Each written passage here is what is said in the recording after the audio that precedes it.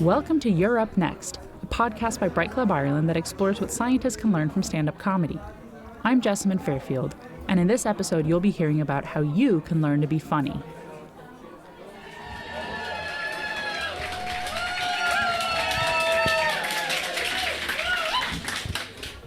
So, I am not a researcher. Yeah, nor am I a stand-up comic. I'm a mate of Jessamine's.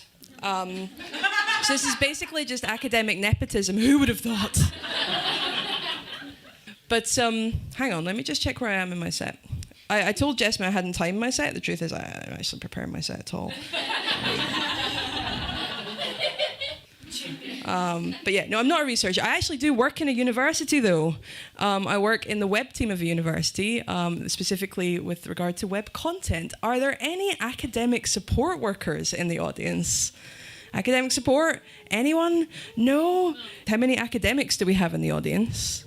Can you raise your hand if you're an academic? Right, so you can follow basic instructions.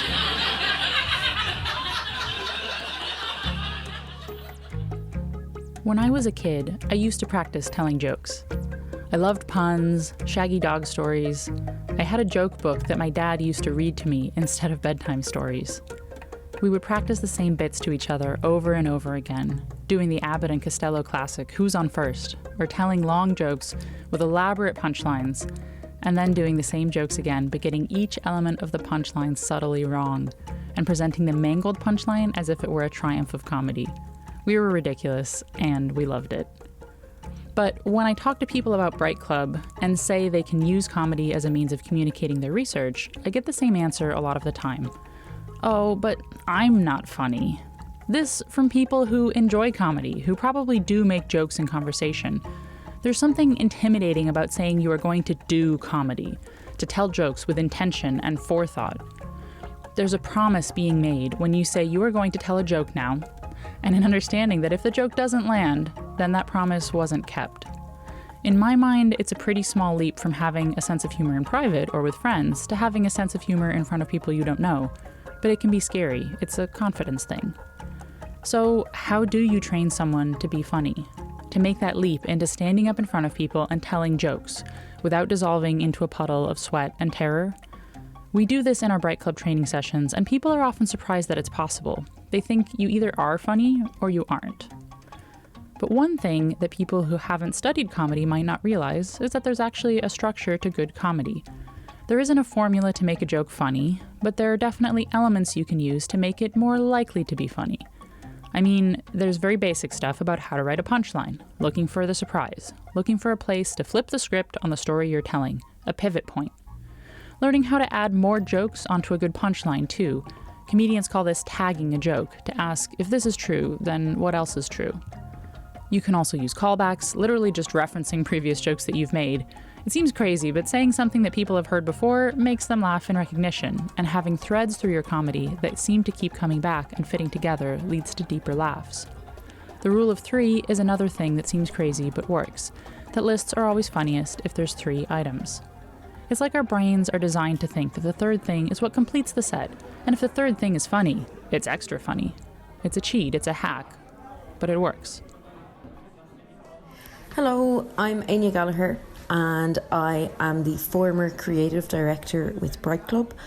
I'm also a professional comedian, and in my role with Bright Club I would have been responsible for doing a lot of the training with the speakers and then producing the events as well. The training is always so much fun, and it's really nice to work with people because 99% of people are just really excited to be there. It's a totally new experience. They're really nervous, but in a good way, and it's just a really, really positive space, and people always manage to channel the nerves in a really positive way. And in terms of the skills that we try to give people in the Bright Club training, it's Okay, there's kind of two main things for me, I think. Is the first one is to realize that this is possible. Like, it's not a crazy thing. Everyone, like, a lot of people have done it before. They're all normal people. The people in the audience are normal people. No one is out to be like an asshole or to just be mean.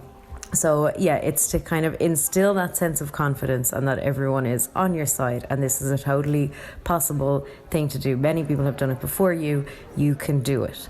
And then the other thing is for people, because people come to the training and they've prepared what they're going to say already, so they have their story, and it's generally about the type of work that they do, but it's often also just about their experience. So, you know, for example, it's a lot of PhD students, and they just talk about what the experience of doing a PhD is like, which everyone seems to relate to, that it's awful and it's really hard and it's really stressful and all of that. But anyway, people bring these stories with them. And the main thing that I try to do in the training, they practice them, and then I just really try to hone that person's voice, like the true, genuine voice that is theirs, the way that they would tell a story naturally, without trying to throw in jokes because they think this is a comedy set, oh my god, I have to be funny, I have to watch what Ricky Gervais or Deirdre O'Kane does and I have to copy exactly what they do. It's not about copying what you think comedy is. It's about finding your own way to tell the story. And if that comes out in a long form narrative about your morning routine every day because going to work is so stressful, or how you have to drop into the lab every 3 hours over the weekend and it's like having a child, but it's not, whatever your story is, it's that you tell it your own way and you don't, you avoid the cliches of comedy. Yeah, and then there are aspects of the training that I think are most useful.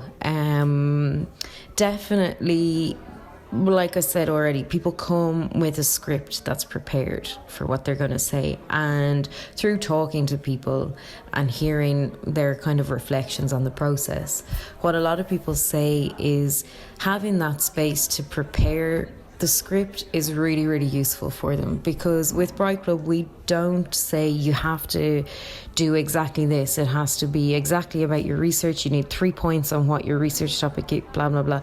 We say you can talk about anything.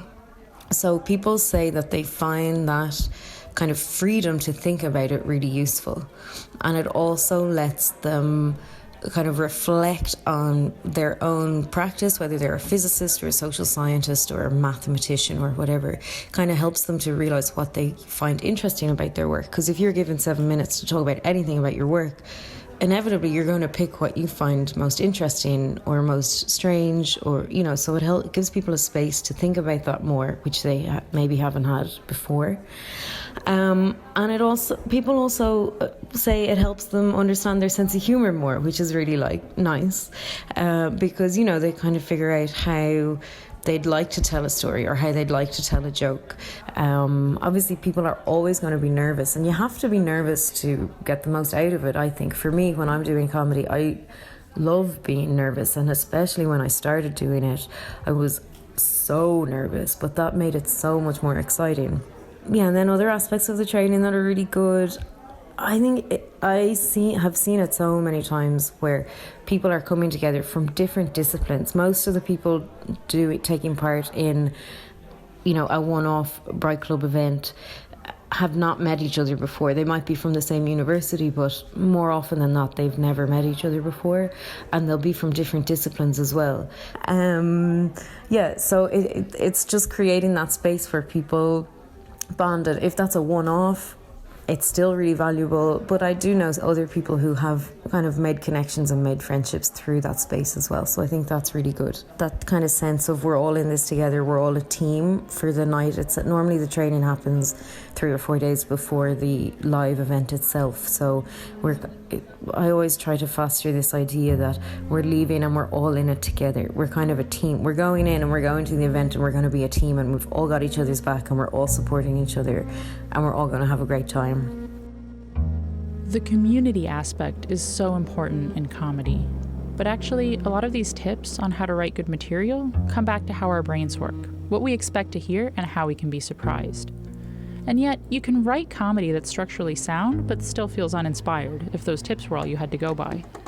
I think the really key thing, at least to lots of the comedy I enjoy, is point of view.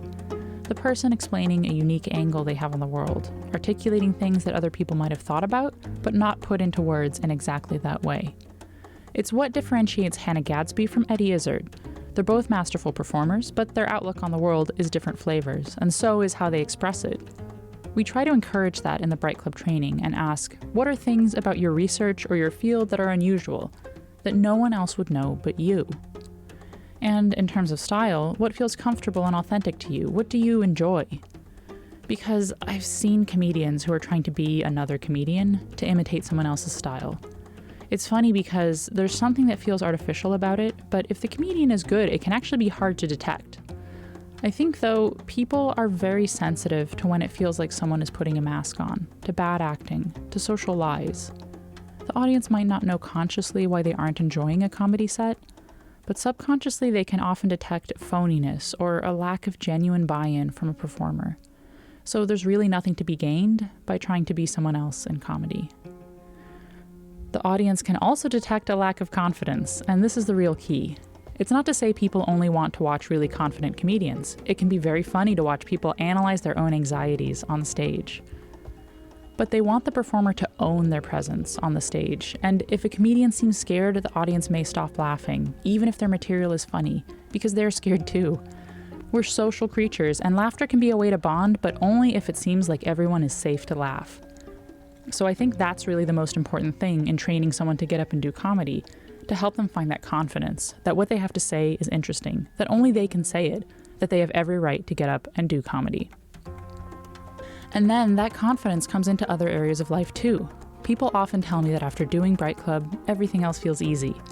It's almost like we aren't training people to be funny. We're helping them see the ways in which they already are, and they already know how to use humor and talk to people. The only trick is to get up and do it.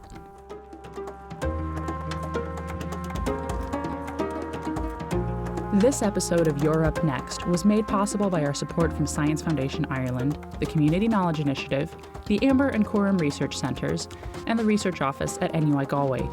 We're grateful to our guests, our host, which is me, Jessamine Fairfield, our podcast producers Sean and Morris, and all our listeners, speakers, and community.